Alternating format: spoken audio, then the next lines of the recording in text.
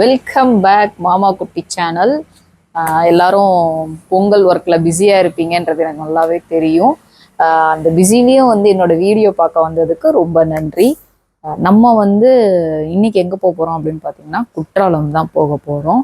So Courtallam போயிட்டு எல்லா அருவியும் நம்ம பார்த்துட்டு இன்னைக்கு நைட் அங்கேயே ஸ்டே பண்ணிவிட்டு நாளைக்கு வேற ஒரு இடத்துக்கு போக போகிறோம். அது என்னன்றதை நான் உங்களுக்கு சொல்கிறேன். ஸோ நம்ம இப்போ கிளம்பலாம். Let's go. ஆக்சுவலி நமக்கு பஸ்ஸும் செம்ம ரஷ்ஷு, ட்ரெயினும் செம்ம ரஷ்ஷு.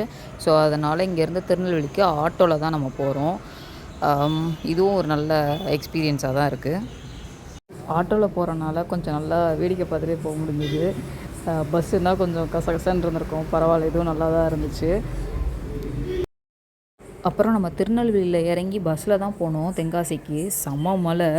தென்காசி ரீச் ஆகிட்டு நம்ம ஹோட்டலில் ரூம் புக் பண்ணிட்டோம். ஆக்சுவலி நம்ம வீட்டில் இருந்து 12:30க்கு கிளம்புனோம். நம்ம பட்டணத்துலேருந்து திருச்செந்தூருக்கு வந்தோம். திருச்செந்தூர்லேருந்து திருநெல்வேலிக்கு வந்தோம். திருநெல்வேலியிலேருந்து தென்காசிக்கு வந்தோம். இப்போ தென்காசிக்கு வரும்போது டைம் 7:30. ரொம்ப கஷ்டமாயிருச்சு. ஆக்சுவலி திருச்செந்தூர் பஸ்ஸில் வரலான்னு பிளான் பண்ணோம். பஸ்ஸு செம்ம ரஷ்ஷு. அப்புறம் ட்ரெயினில் வரலான்னு பார்த்தோம். ட்ரெயின் சுத்தமாக இடமே இல்லை. கடைசியில் தெரிஞ்ச ஒரு ஆட்டோக்கார அண்ணா திருநெல்வேலி வரைக்கும் கொண்டு வந்து விட்டாங்க. அதுக்கப்புறம் அங்கேருந்து பஸ்ஸுக்கு ரொம்ப கஷ்டப்பட்டோம். பேகு போட்டு இடம் பிடிச்சி தான் நாங்கள் இப்போ தென்காசிக்கே சேர்ந்தோம். வர வழியில் செம்ம மழை வேறு. ஸோ இங்கே ரீச் ஆகும்போதே 7:30. இதுக்கு மேலே நம்ம போயிட்டு எல்லா அருவியும் பார்க்குறது ரொம்ப கஷ்டம் அப்படின்றதுனால இங்கேயே ரூம் எடுத்து ஆல்ரெடி நம்ம ரூம் எடுத்து ஸ்டே பண்ணிட்டு நாளைக்கு வேறு இடத்துக்கு போகிறதா தான் பிளானு. பட்டு சுத்தமாக இன்றைக்கி எங்கேயுமே போக முடியாத ஒரு சுச்சுவேஷன் ஆயிடுச்சு. நம்ம அதனால் இப்போ இங்கே ஒரு இடத்துல ரூம் போட்டிருக்கோம். ஸோ நாளைக்கு ஏர்லி மார்னிங் தான் நம்ம 5 அருவியும் பார்த்துட்டு அதுக்கப்புறம் இன்னொரு பிளேஸ் சொல்கிறேன்னு சொல்லியிருந்தேன் இல்லையா. ஸோ அங்கேயும் நாளைக்கு தான் போக முடியும்னு நான் நினைக்கிறேன். எப்படின்றத பார்க்கலாம். என்னடா இது, எங்கேயும் போக முடியாதுன்னு சொல்லிட்டு சிரிச்சுக்கிட்டே எங்கேயோ கிளம்புறன்றதை தானே யோசிக்கிறீங்க.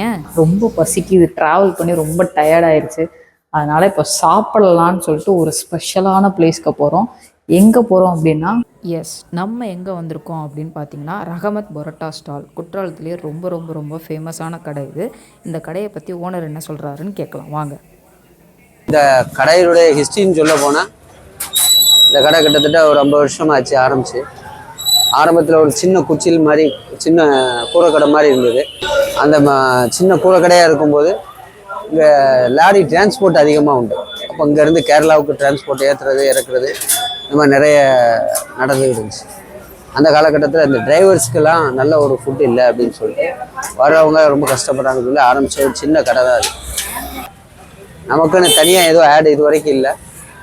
நம்ம ஆடே நம்ம கஸ்டமர்ஸ் தான், நம்ம ப்ரொமோட்டர்ஸே கஸ்டமர்ஸ் தான். ஸ்பெஷல் நாட்டுக்கோழி பிரியாணி, அப்புறம் புரோட்டா, இப்போ கிடைக்கிற அந்த புரோட்டா, நாட்டுக்கோழி பெப்பர் சிக்கன், நாட்டுக்கோழி 65, காடை, மட்டன் ஃப்ரை, இது எல்லாமே கிடைக்கும். மதியம் season time June, July, August இந்த 3 மாதமும் இருக்கும். மற்ற நேரங்கள் நார்மலாக இருக்கும். இப்போ பண்டிகை கால லீவுங்கிறதுனால இப்போ கூட்டம் இருக்கும். Okay, thank you. அவர் சஜஸ்ட் பண்ண பரோட்டா, ஆம்லேட், முட்டை கொத்து, காடை இது எல்லாமே நம்மளும் ட்ரை பண்ணோம். ரொம்பவே நல்லா இருந்துச்சு. குற்றாலம் சைடு வந்தீங்க அப்படின்னா நீங்களும் இந்த கடைக்கு போயிட்டு விசிட் பண்ணுங்கள். இப்போதைக்கு நான் கிளம்புறேன்.